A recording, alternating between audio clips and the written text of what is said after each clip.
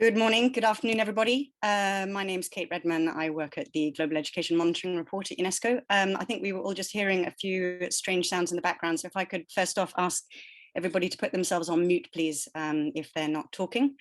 Thank you. So we're very pleased to see so many of you already participating and lots more people joining us by the second, which is fantastic. With such a large turnout, it might be hard to have a fully interactive workshop, but we're going to try our best. And there's a Q&A session at the end. There'll be a Jamboard in case people do not get a chance to speak. Of course, anyone can contact us for a follow-up session if they want to hear more. So the objective of today's workshop is to show you a little bit around our new online monitoring tool, which is called PEER. The website address is in front of you there on the slide. PEER stands for Profiles Enhancing Education Reviews. It aims to describe all countries' laws and policies on key themes in education. What we wanted to do was to improve the evidence base on the implementation of national education strategies. So we're going to have an introduction from our senior policy analyst, Anna Daddio, in a minute, but just a couple more house rules on top of keeping yourselves mute, please. Because we do want to encourage interaction as much as possible. It is a workshop.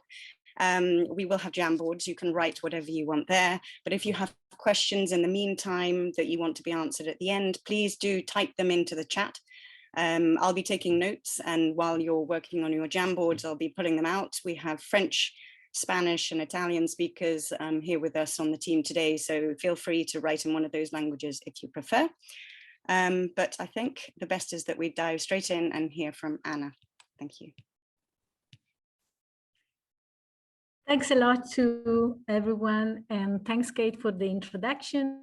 I'm also very happy to be here with you and to see how many of you are with us today. So without further delay, I will share my presentation. Please tell me if you can see everything so that I will be aware of any problem. So first of all, this presentation will be really about an introduction on the PEER, on the Profiles Enhancing Education Reviews. And I'm presenting, so as Kate said, I'm senior policy analyst in the team and I lead the thematic part of the report, but this work would have not been possible without my colleagues. So I would like to thank those that will take part in the workshop and participate as discussants and speakers in the breakout group: Daniel April, Francesca Endrizzi, Costanza Ginestra, Ritika Agarwal, Maria Raffaela Caldi, Maria Renee Andrescu, Yuki Murakami, Manuela Pombo, Laura Stepanovic, Mili Michlater, Walter Gomez, Josh Chow, and Jelly Wang. So now I would delve straight into the presentation. And frankly, I would say that this project is really very close to my heart and to the heart of many people, most people of the GEM report, is because it's something really very important to fulfill the GEM report official mandate. As you may be aware of, the GEM report, the Global Education Monitoring Report official mandate since 2015 is to monitor and report on Sustainable Development Goals 4 and on education in the other SDG. As you may imagine, this is really mostly a quantitative objective, but we also have to report on the implementation of national and international strategies and to hold all partners to account. And for this reason, in addition to the Global Education Monitoring Report, the GEM report within UNESCO has developed many other projects, but also some important online monitoring tools like WIDE, that is the World Inequality Database on Education, SCOPE, that is really something very important because it talks and gives narrative about very different aspects that are relevant for SDG 4, and the latest born is the PEER. So these Profiles Enhancing Education Reviews that you can see here the address, and if you want, you can also try and see what it looks like. So one of the first reasons to develop the PEER is really the commitment and really the necessity to the need to link global and national level.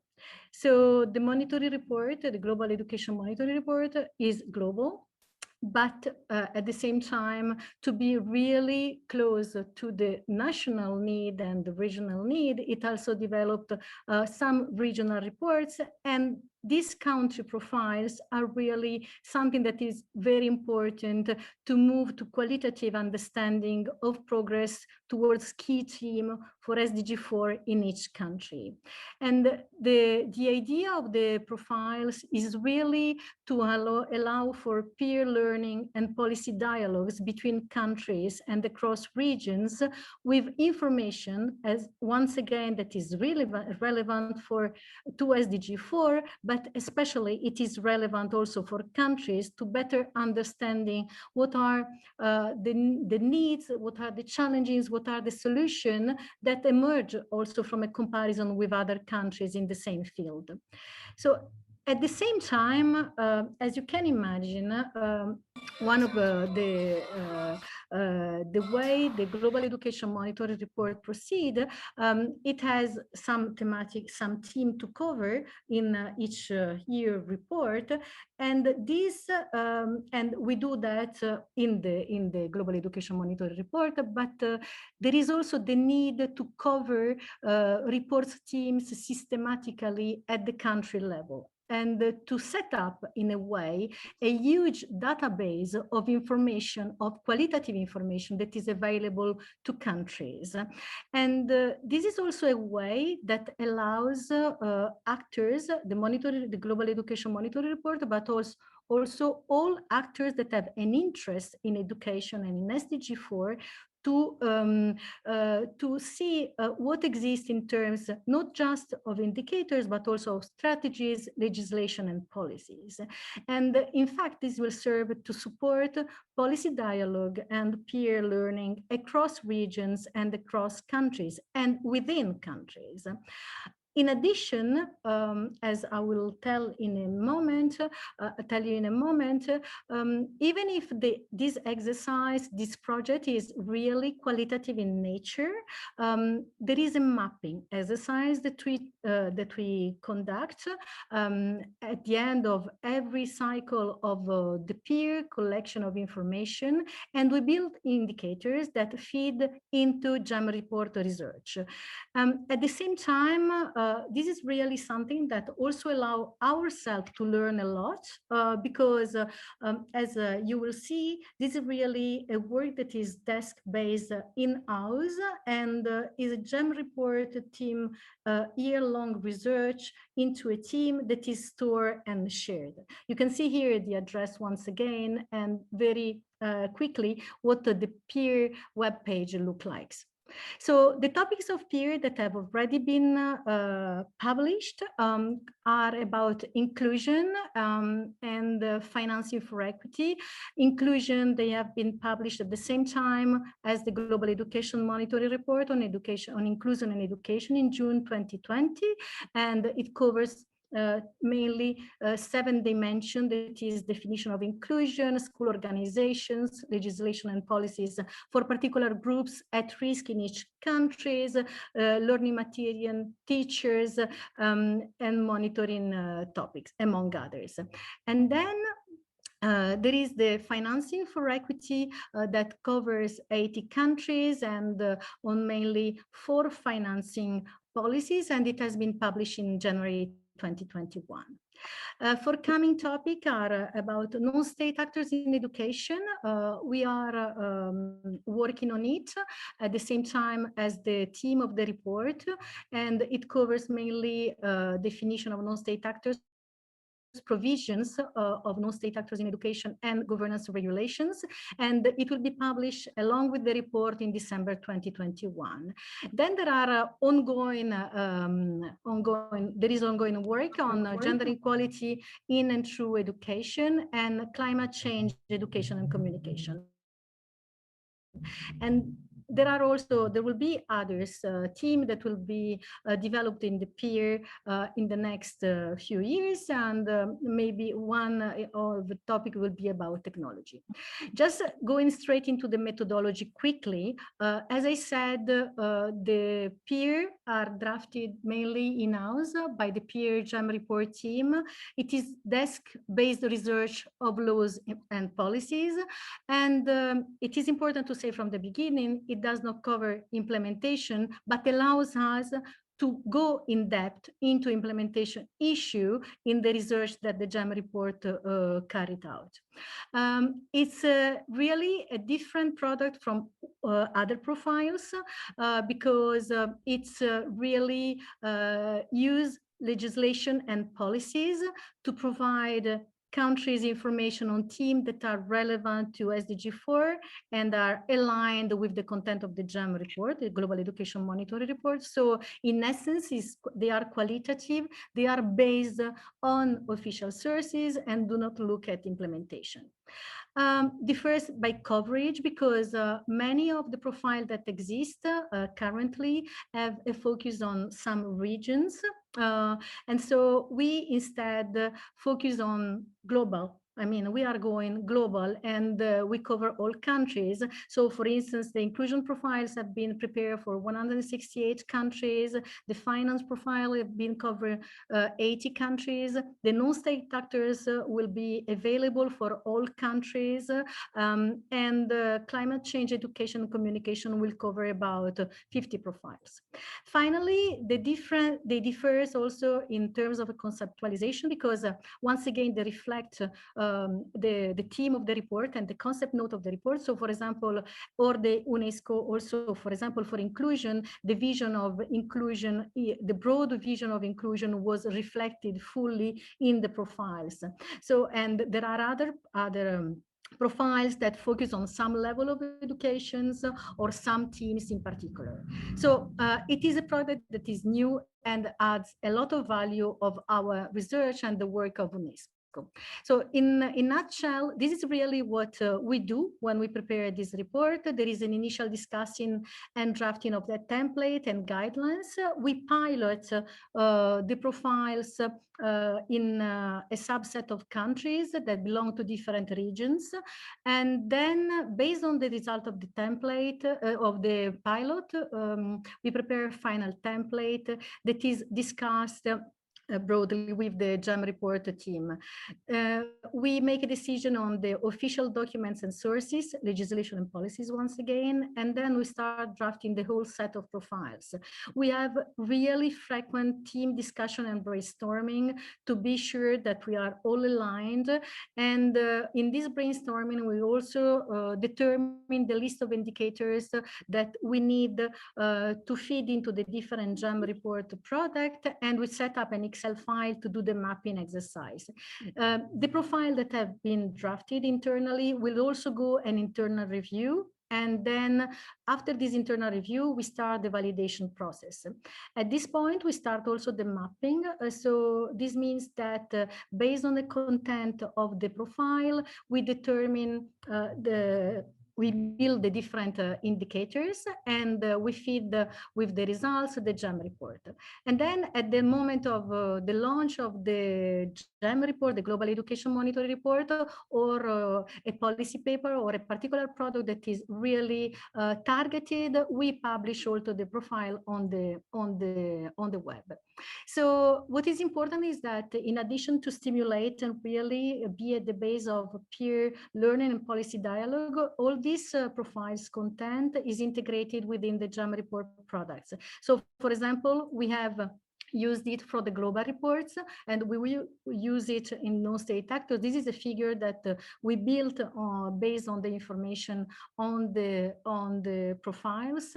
That is the distribution of countries by school organization for students with disability that looks at how they are included or excluded within the school system.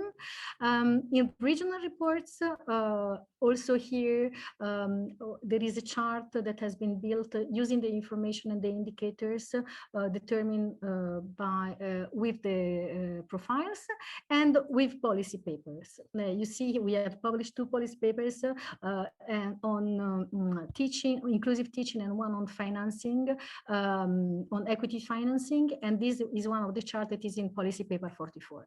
So there are some challenges.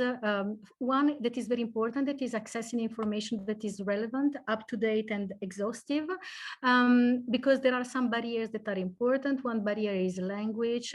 Another barrier that we may face is the fact that we have very complex countries in some cases. So there are federal countries with different legislation or policies at each level, or more simply the website where we should find the information have not been updated, and some of the legislation and or policies are not available. So this is the how to address this challenge, and what is the solution is really we have counted a lot on UNESCO delegation, regional organization, national experts to help, and you all that are here are really and will be very helpful for this to allow us to collect this information. And then the same way of building relation and strengthening data collection is important for the validation process that may present a challenge, because even when we send out the country's profile, not everyone answers to this validation process. So even if we leave a lot of time, so the only way to overcome this challenge is really to build relation and strengthening data collection. And the final challenge is really keeping profiles up to date. And this is something on which we are really working hard for the moment.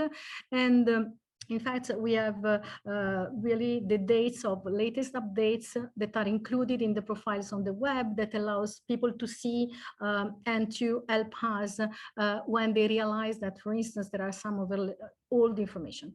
Finally, for you that are here, how can you get involved? You can get involved in different ways for the validation process. For policy dialogue, you can use these profiles to peer learn, to develop information, to collect information, and really for resource dissemination. And you can contact us at this mail or visit the web site. And you're also really very welcome to share your thoughts on the next profile, on technology, or other themes that you think is really relevant for the SDG 4, to monitoring SDG 4. Thanks a lot.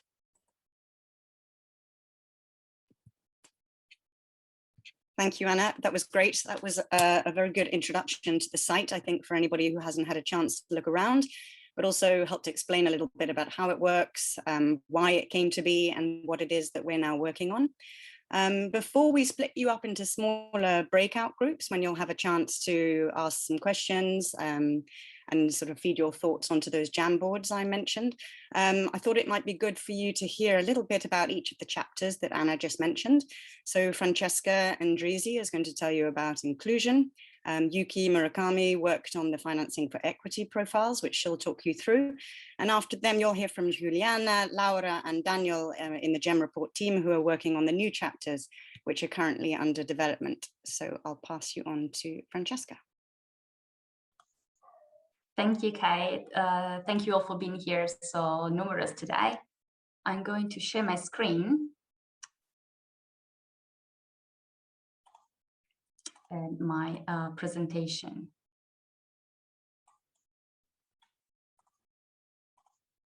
I hope that you can all see it.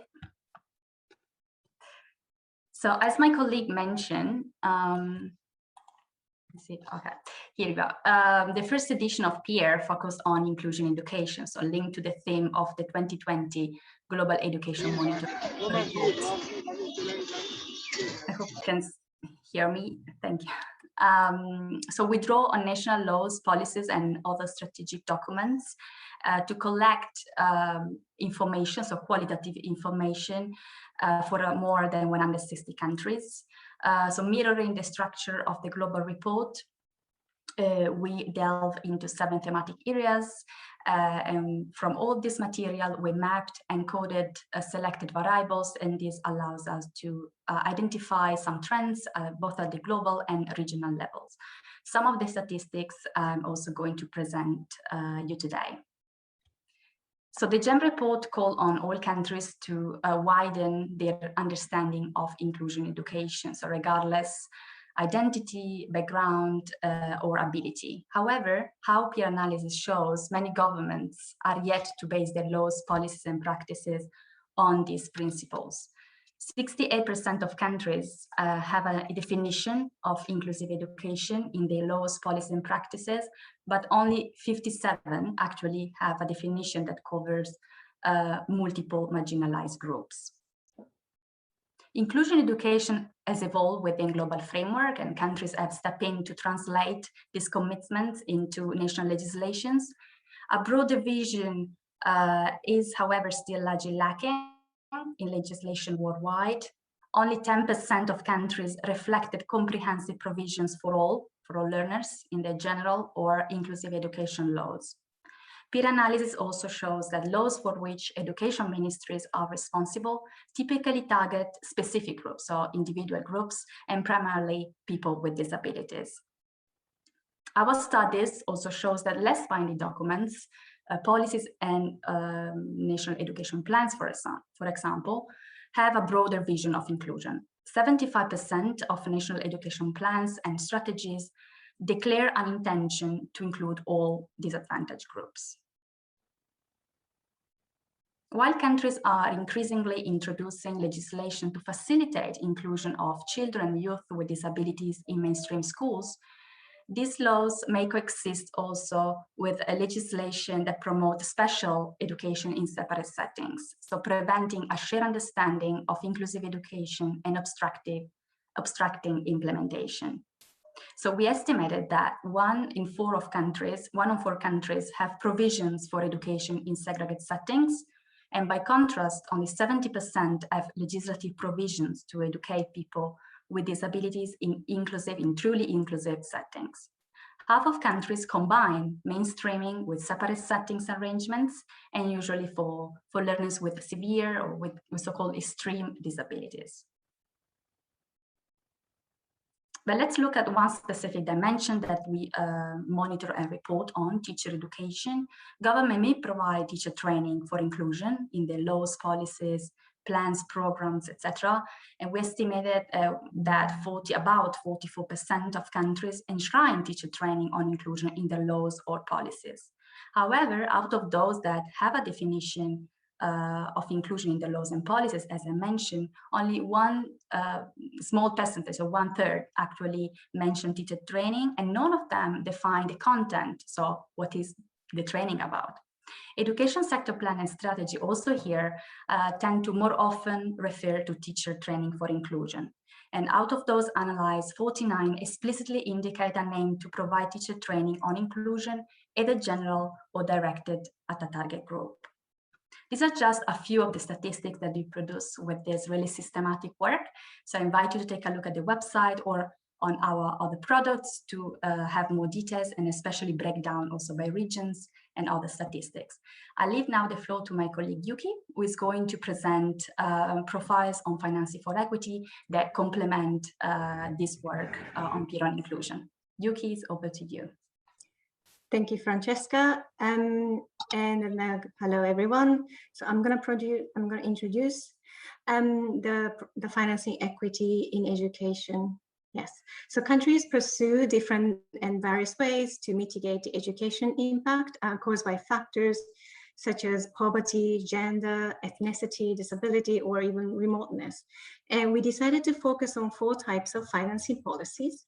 And the first is overall education financing mechanisms.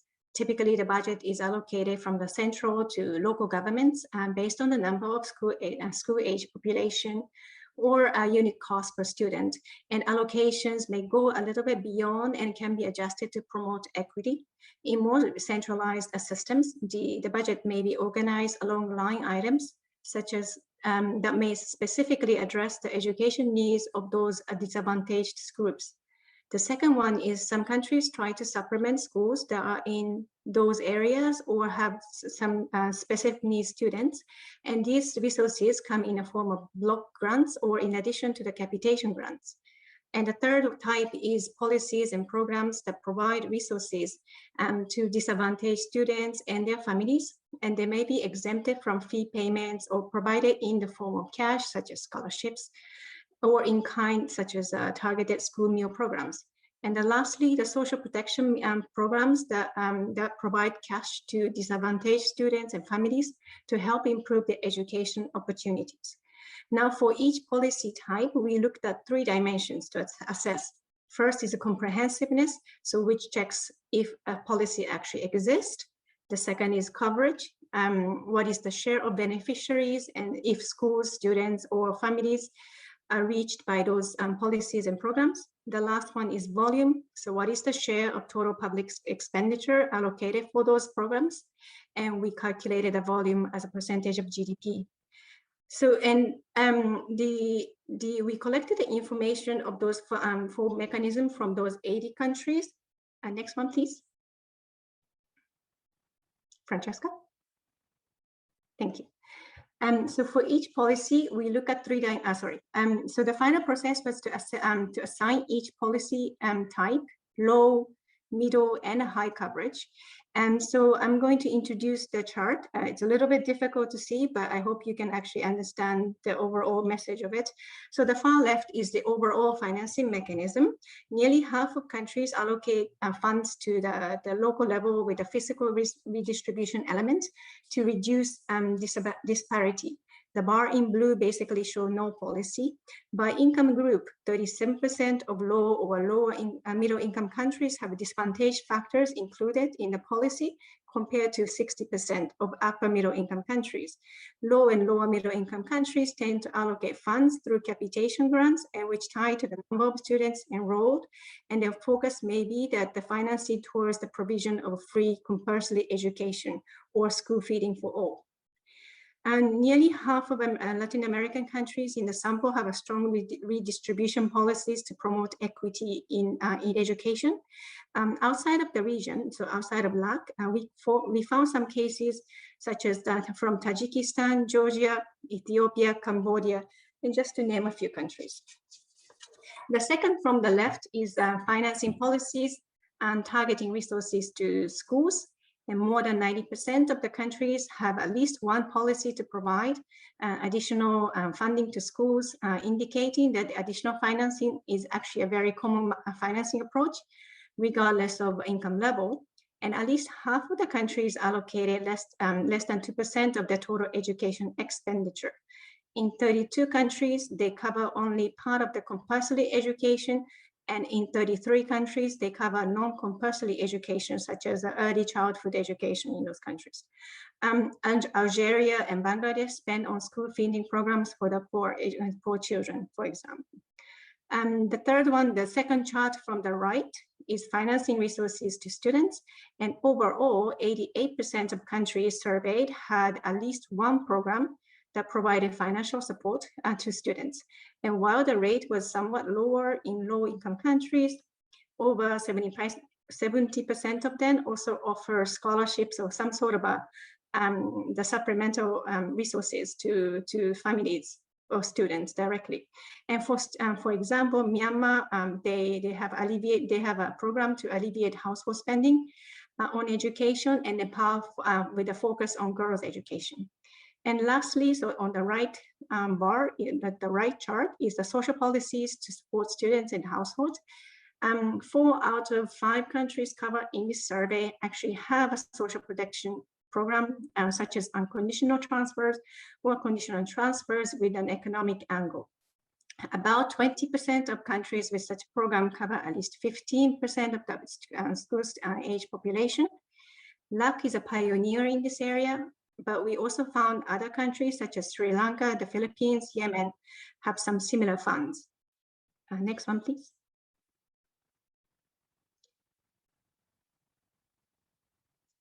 So in conclusion, 17 out of these 80 countries, so 1/5 of the study countries have a clear equity focus in education in all 4 aspects. However, more than half of the low or middle income countries do not take into account local government's needs or school disadvantages into the overall financing mechanism. And in some sub-Saharan African countries have a little equity-oriented policies because a majority of funding goes for the provision of free primary and secondary education for all. The message is that the monitoring financing for equity must involve both quantitative and qualitative data. And it requires the engagement of government that can provide up-to-date and accurate information. And as a conclusion, we also recommend that we need a joint mechanism such as a joint learning network for equity in education. Thank you so much for listening.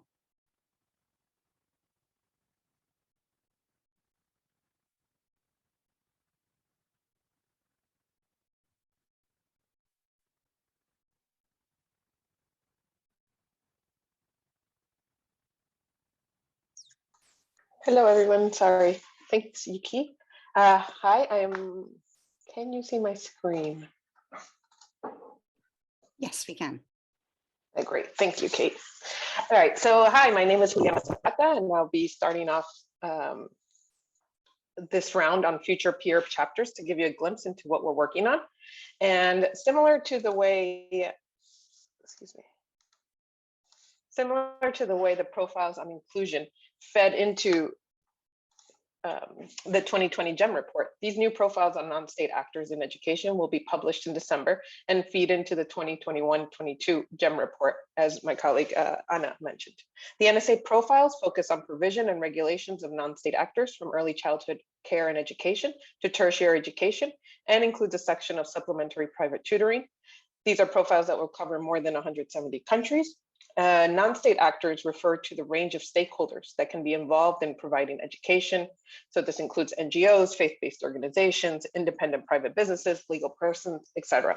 A key point to note is that these profiles do not cover implementation, but aim to answer 3 key questions. How are non-state actors defined in education? So similarly to the inclusion profiles, we want to understand how governments define the term non-state actors within their main legal education framework.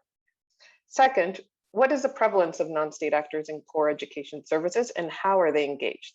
So we're not only interested in capturing the different types of non-state provision in a country's education system, but also the involvement of non-state actors in government or state provision of education.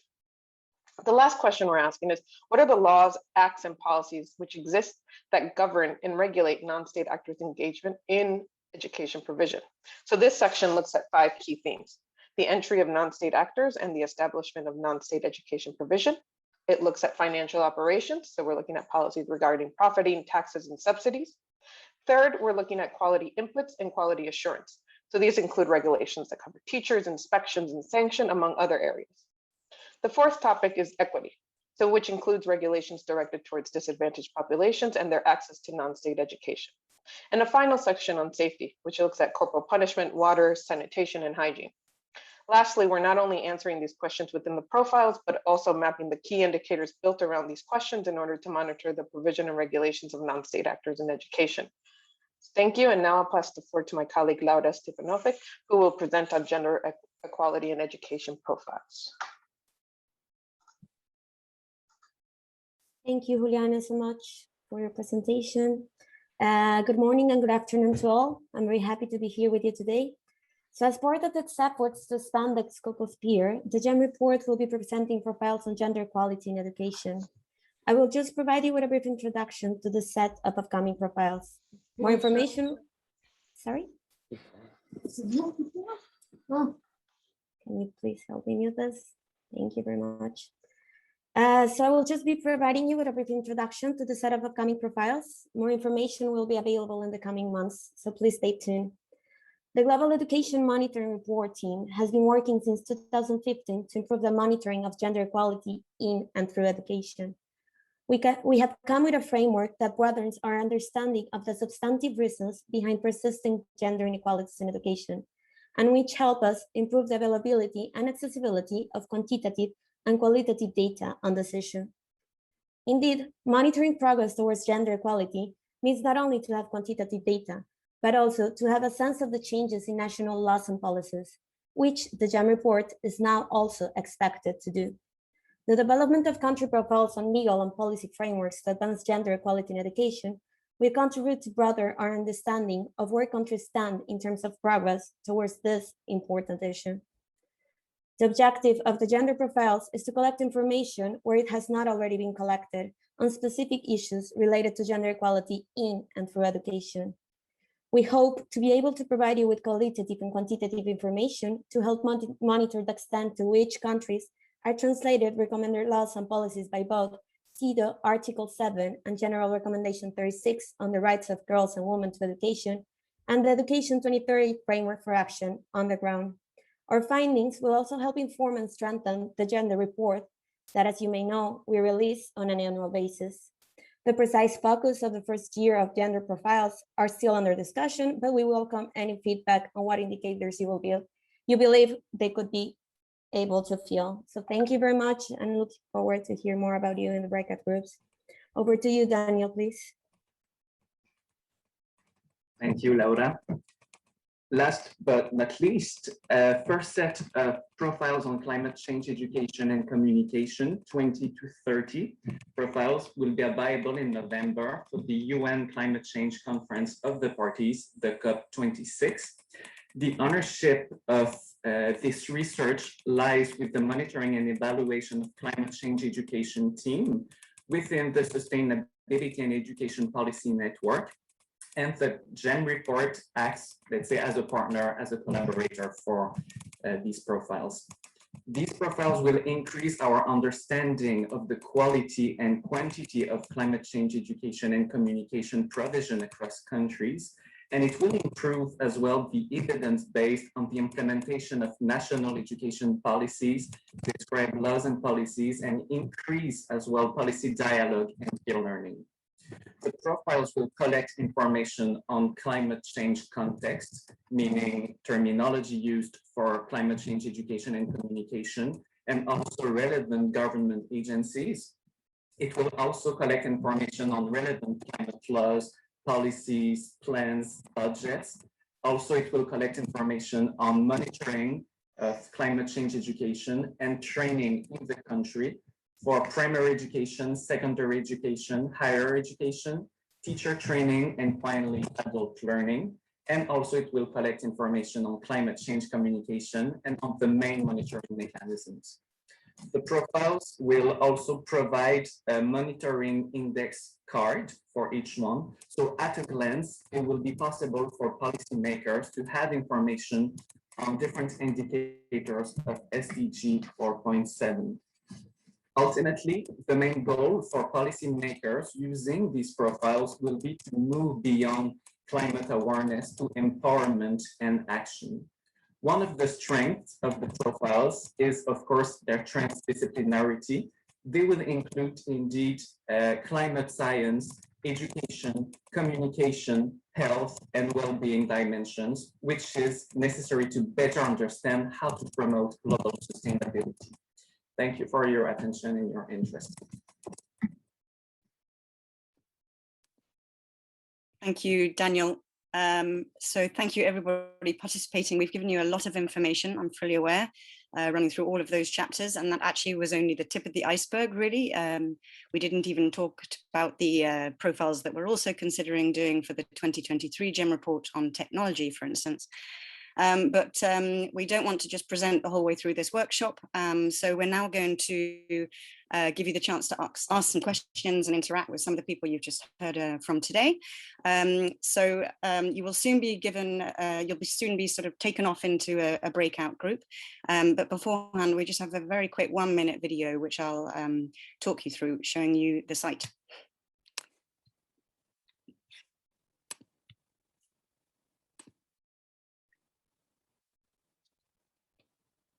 So here's the homepage. If you scroll down, you'll see all the countries are there. You can group by region if you would like, or you can group by theme if you prefer to enter that way. So going back to the countries, we choose a country, it's in its main language. On every country page, it's the same. You can see an ICSED diagram, which we did in partnership with UIS. So we'll go and see another country, and you can see the same thing. The ICSED diagram is there at the bottom, along with some useful resources. And if there's an available theme there for that country, you can see the link. So here we're on Botswana and inclusion. You can jump to whatever section you might find most interesting. And you can see that we've sourced all of the information back to wherever we found it. So we'll come to the top now and compare it with another country. Now we're in Argentina, where obviously it's in Spanish. Let's see what other themes are there. You can see not only is there inclusion for Argentina, but also financial equity. We're going to see what other countries we might be able to compare it to. Because Argentina was in Spanish, we need to go back to the English page on the website. And here we are in Chad. It's a very, very quick run through, but it seemed crazy to have this whole workshop and not actually show you the site. But I hope that you can all go and have a look yourselves, either during this workshop or afterwards. But for the next phase, I'm going to hand you over to the technicians who are going to group you into breakout sessions for a 15-minute discussion around three core questions on content, partnerships, and outputs. Please do put any questions into the chat. I'll be running the Q&A session when you get back. Thank you. Hi, everybody. I hope that worked well. Some people are still jumping around from one space to the next. I expect you probably got interrupted. I was in one breakout session, but watching you all writing furiously on the Jamboard. So thank you. One of the wonderful things to see was how many of you gave positive feedback on how useful the product is and how it will help you with your own work. And also a great comment saying that you feel the profiles will be very useful for ministries of education to also be able to compare their policies against what they find on the site, which is, I guess, one of the main things we wanted to achieve. There were a couple of great suggestions as well on how we might keep the content up to date, notably through partnerships, which I think is something we really hope to set up. And as part of the reason for holding today's workshop is to hear how we might work together on making this something that could be more and more beneficial for the education community. So examples were given of maybe partnering with GPE or sending out an annual survey through UNESCO, for instance. There were also some great comments about some future indicators we might look at on non-state actors, but also I saw quite a lot coming through on finance and inclusion as well. It's a short workshop, 1 hour, you can't get through everything. So please do take note of the email address. And the main questions we really wanted to hear from you about today were how we can keep the content up to date, how and whether we might be able to work with you, to partner with you, to support your research, your advocacy with all of the research we're doing for the PEER website. And thirdly, on any indicators you think that we could look at, whether in the profiles that we're already planning to do between now and 2023, or even on anything else. The idea is that this is to be public good. It's for everybody. That's why we're doing it. So anyone who writes to us and says this would actually fill a major gap in research, we'd really like to hear it. We got a few questions in the chat, which I'll run through. I know we're at 4, so I understand if you have to drop off. Do put up your hand as well if you want to ask anything. But for now, I guess.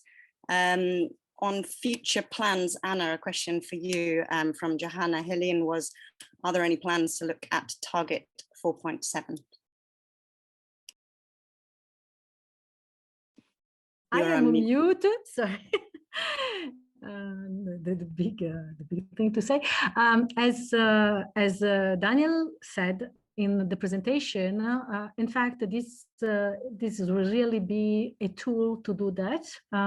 UNESCO is also working a lot on this issue right now, and so the profile on climate change, education and communication will be the tool or one of the tools to fill this gap in terms of the monitoring of 4.7 with other actors that are our partners on this project. Thank you. Then I thought maybe Francesca, if you'd be happy to take a question about regional breakdowns and whether or not those are going to be available at all? Yes, sure.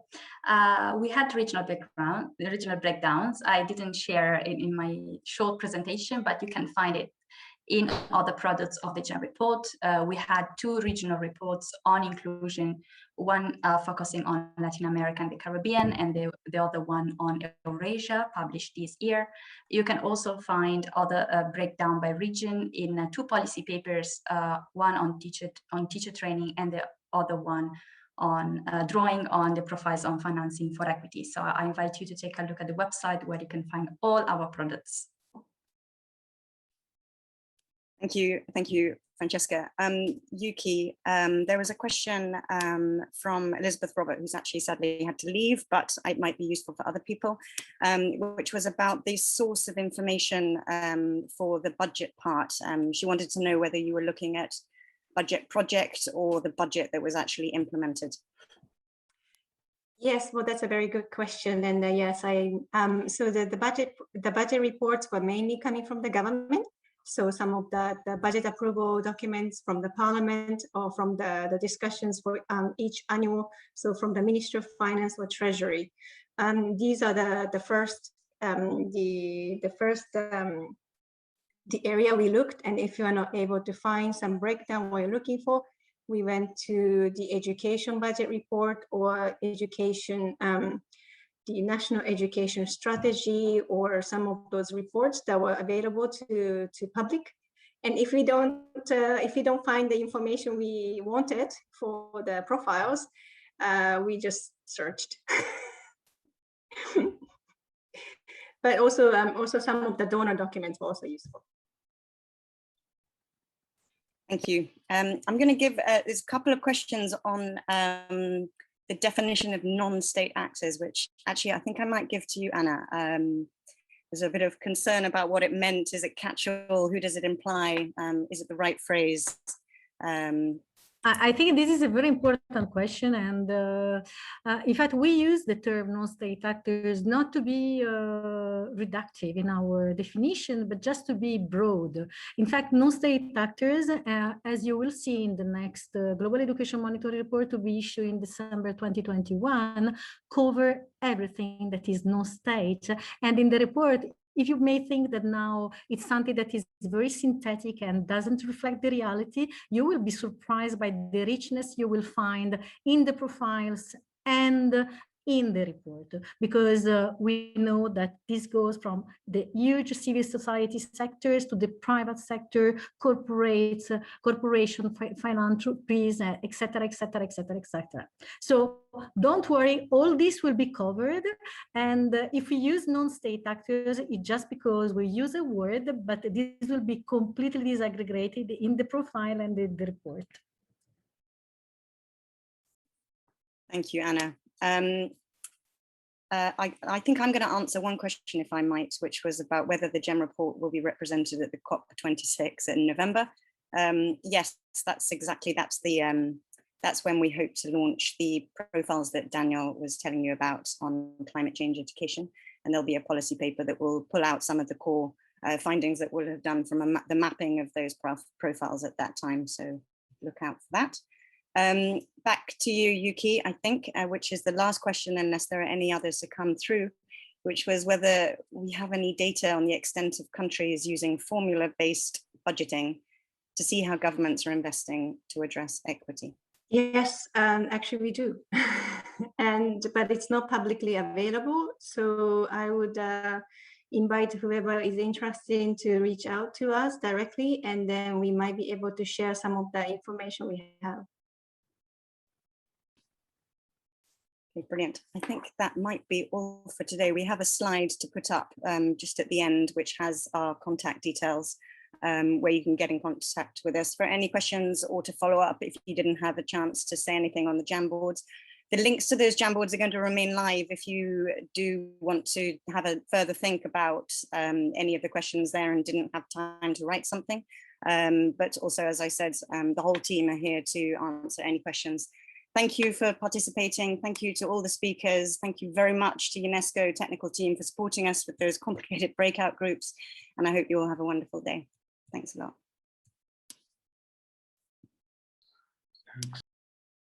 you.